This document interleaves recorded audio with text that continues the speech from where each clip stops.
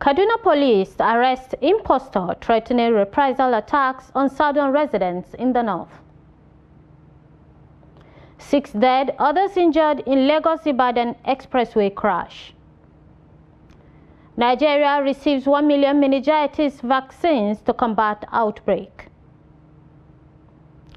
South Africa not planning to retaliate over Trump's tariffs. Hello, welcome to the news update on Trust TV. My name is Hawa Gambo. Thank you for joining us. The Kaduna State Police Command says it has arrested an impostor in police uniform threatening a reprisal attack over Edo killings. The police public relations officer Mansur Hassan, in a statement, said the impostor in police uniform, Hadian Hussein, is neither a member of the Nigerian police force nor personnel of Kaduna State Police Command. He said the suspect has been arrested and will be charged to court upon the completion of preliminary investigations in accordance with the extant laws. It reminded the public that the Nigerian police force is a disciplined and regimented organization committed to upholding law and order and will not condone any form of incitement, hate speech, or threat to the peace and harmony of the country.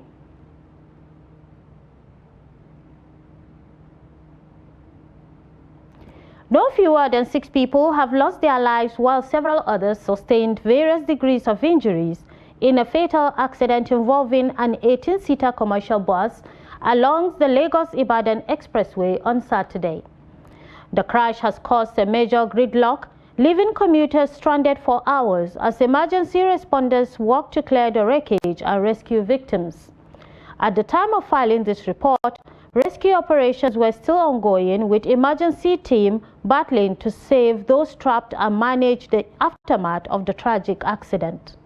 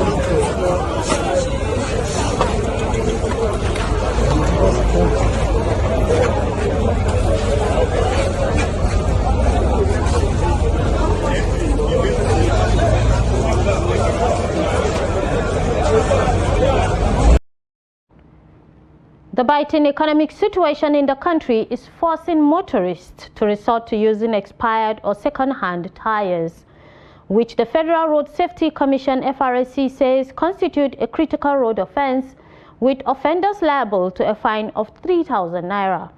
The commission also links many fatal accidents to tire bursts, advising motorists to check expiry dates before purchasing or using any tire. Ahmed Detti's report is presented from our studios.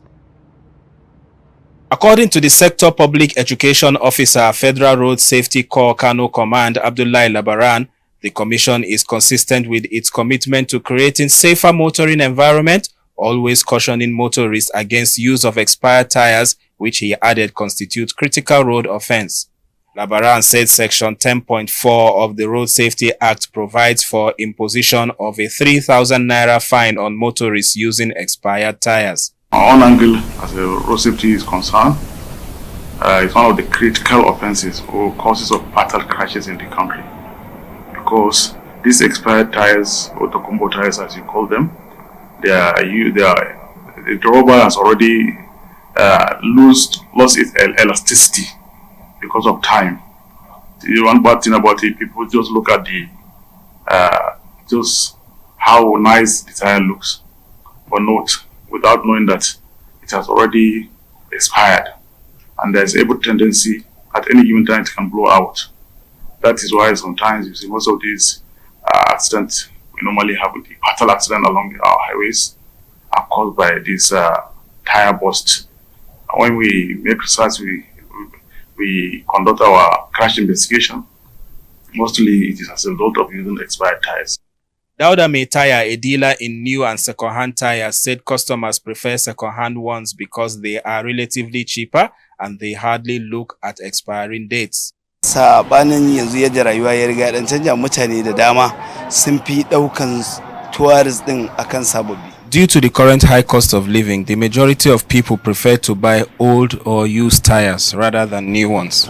Gambo Alkali said the prevailing economic realities in the country made him use second-hand tires instead of the new ones he bought every 2 years in the recent past. Akwai poor economic environment. The economy is so poor that most things are no longer affordable, so people mostly focus on providing food. Tires have become very expensive. In the past, I used to buy new tires every 2 years, but now I go for second-hand ones. Recently, I bought 2 used tires for 9,000 naira each. They were good quality, so that totaled about 18,000 naira. But you see, most people, especially the public transport drivers who should ideally be buying new tires because of how frequent they use them, nowadays they buy old ones due to economic hardship. Unfortunately, this could actually lead to road accidents. The lifespan of a tire is expected to be 5 years. Suspected herdsmen on Friday night reportedly killed a security guard at the Otobi Dam in Otukpo local government area of Benue State. The latest attack comes on the heels of a series of deadly incidents across the Otukpo axis in recent weeks. The lawmaker representing Otukpo, Akwa State constituency in the Benue State House of Assembly, Angbo Kennedy, who confirmed the latest attack, added that urgent intervention was needed to stop the bloodshed. At the time of filing this report, the identity of the slain guard had not been officially released, while no arrest had been made in connection with the incident. Residents are calling on the Benue State government and security agencies to intensify surveillance and deploy more security agencies to intensify surveillance and deploy more personnel to rural flashpoints, particularly around strategic infrastructure like the Otobi Dam. The attack at Otobi follows similar killings in Opomaju, Okete, and Asa settlements within Otukpo local government areas earlier this year, which left several dead and others displaced.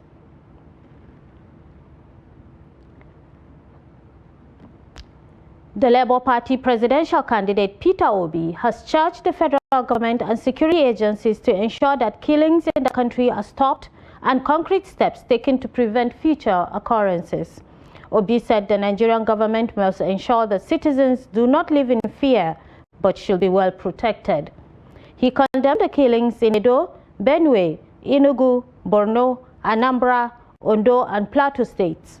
Posting on X, the former presidential candidate decried the killings in Boko's area of Plateau State, where 5 communities were left in mourning.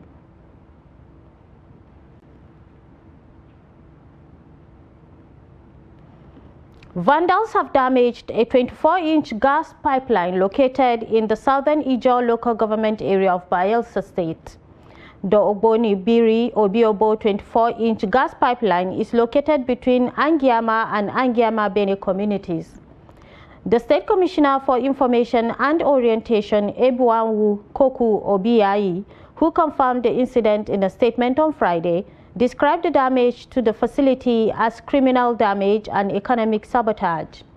According to him, the state government was working with security agencies to ensure that those responsible are apprehended.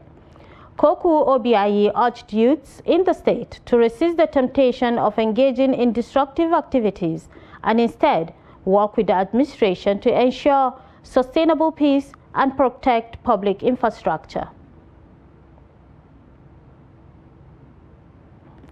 The Nigerian Navy says its personnel of Operations Delta Sanity 2 have intensified the fight against crude oil theft with appreciable successes in the month of March.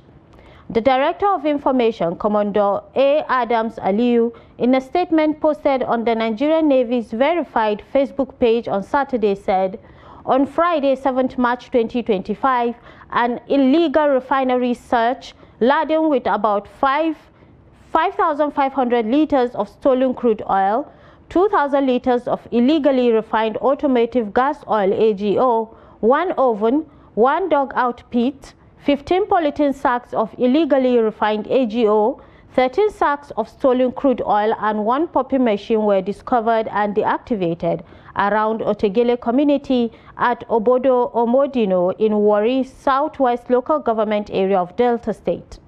It added that on Monday, 17th March 2025, 3 illegal refinery sites, 2 ovens, 10 dugouts, pits, 3 sacks.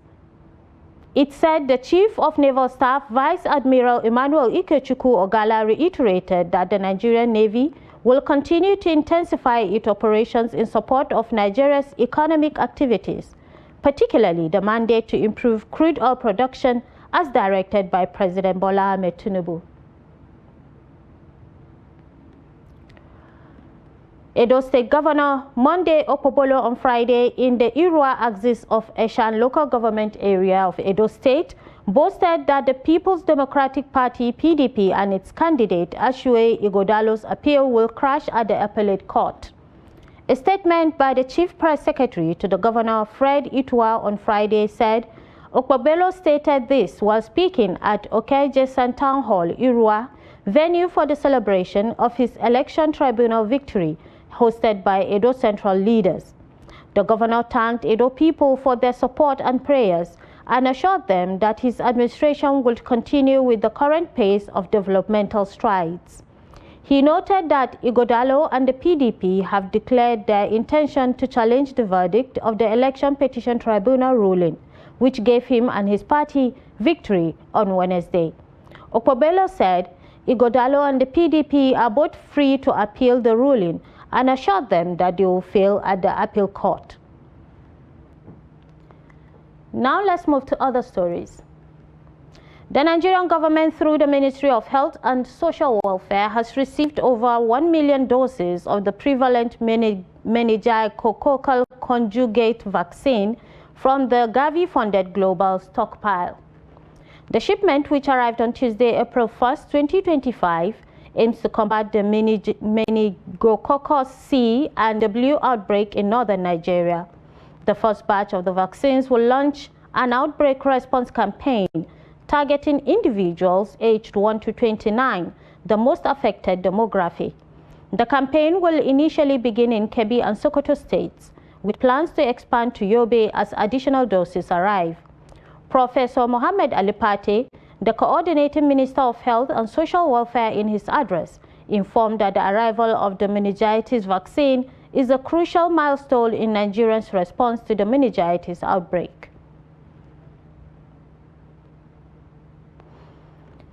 Mixed reactions have continued to trail the recently proposed bill by the Senate to give the traditional institution a constitutional mandate that would guarantee their mode of operation devoid of interference from other tiers of government.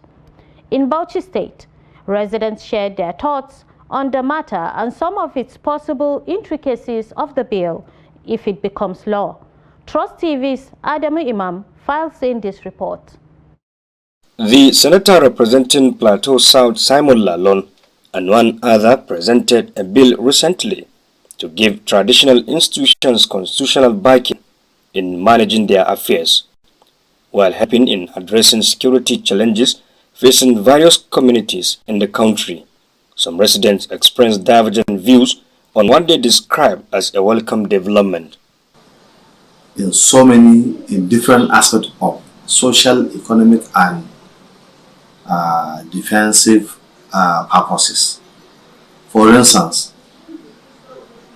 just as the traditional institution before the independence of the Federal Republic of Nigeria, they are the head of the native authorities, and their new the problems of their peoples.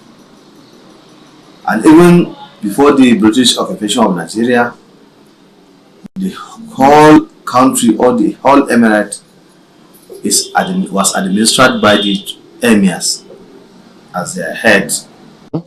This is a good move, and once the traditional institution is being empowered, I believe all this issue of insurgency, criminality, and what have you will be less, because there will be check and balances, because under the traditional institutions, it is a well-coordinated institution that from the emir to the village head to the lowest person that is in control of each area, and whoever that comes into that area, he has to notify the Meangua of that area that he has a visitor or he is a visitor in his area. Others who have different opinions say the initiative needs wider consultations before the consideration of the bill.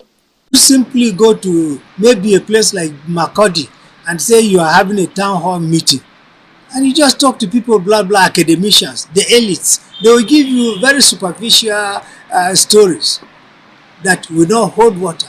You have to go deep, find out from the people, from the villagers, how it all started. You go to the Igbo land, it's the same thing, where you have the autonomy groups and the rest. They revere their chiefs very, very much. So these things have to be taken into very, very serious consideration. Governors have made it to become they made it to become a political affair, something. You know, at the time of campaign or what have you, all the other institutions will be afraid to attend social party, social candidate, because the fear of government, state government may embarrass them. How sure are you that they will not clash with political leaders? For example, local government chairmen that have been elected. You want to give a traditional ruler now, constitutional, what kind of constitutional rule? Know that the traditional ruler is under the government at the grassroots, the local government chairman. So in doing the constitutional rule for traditional ruler, we have to be very careful to make sure that we don't rush it. It's something that Nigerians have to be consulted widely, constitutional lawyers, different all stakeholders should be widely consulted. They, however, urge the traditional institution not to use the advantage of the constitutional recognition to entrench impunity. Adam Imam, Trust TV News, Bauchi. The Naira continued its depreciation against the dollar at the official foreign exchange market, ending the week on a negative note. Data from the Central Bank of Nigeria revealed that the Naira for the weakened to 1,567 Naira to kobo against the dollar on Friday, compared to trading on Thursday. This showed that on a day-to-day basis, the Naira dropped by 14 Naira 49 kobo per dollar from 1,542 Naira 53 kobo, its closing rate the previous day. Meanwhile, at the black market, the Naira remained stable against the dollar at 1,560 Naira on Friday, the same rate as on Thursday. The Naira recorded its highest depreciation against the dollar following President Donald Trump's tariff announcement on Wednesday.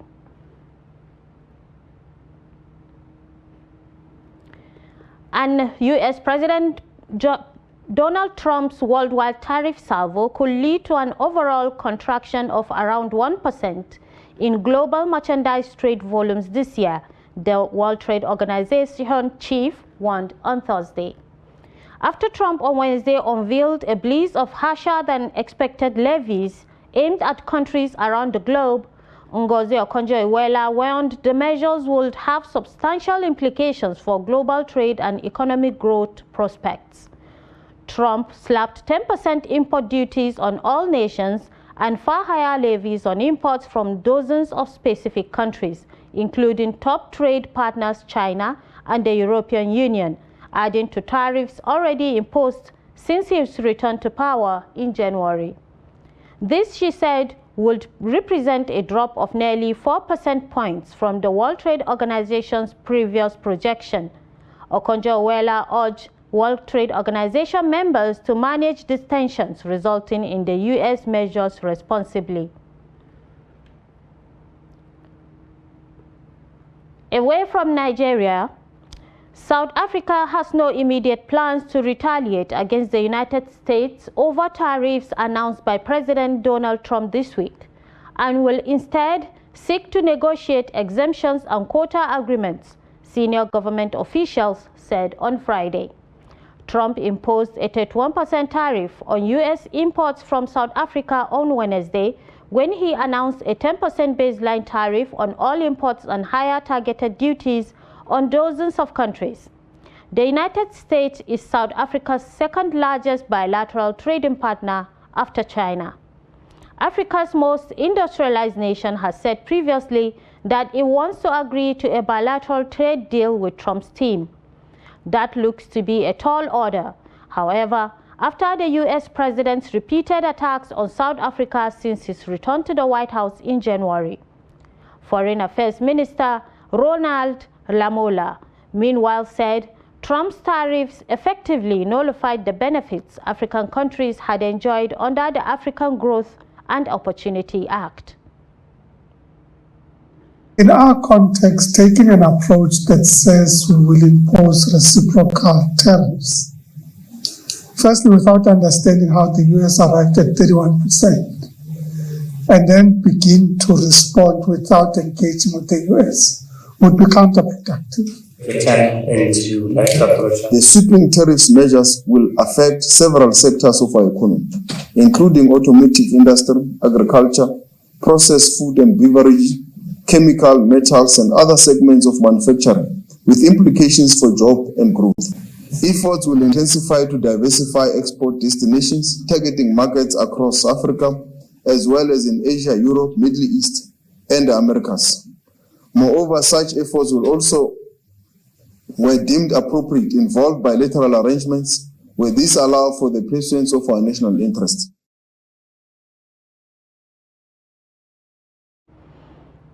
And in sports, the 2025 Women's African Volleyball Club Championship reached an exciting peak on day 2 as Nigeria's chief naval spiker CNS secured a commanding 3-0 victory over Botswana's SSV.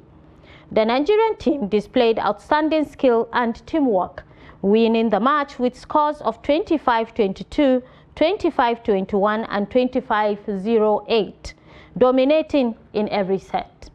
In another intense Pool C clash, Egypt's Al-Ahly trumped over Senegal's SOC, securing a 3-0 win with impressive set scores of 25-10, 25-14 and 25-06, showcasing their depth and power on the court.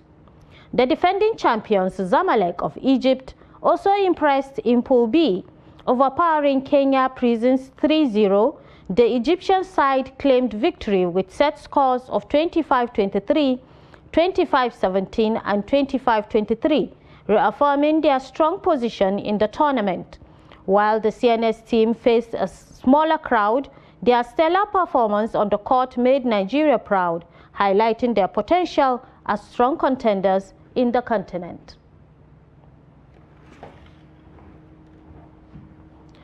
With that, we round up the news update on Trust TV. Do not forget to follow us on all media platforms and subscribe to our YouTube channel for a constant live stream of programs and documentaries. My name is Hawa Gambo.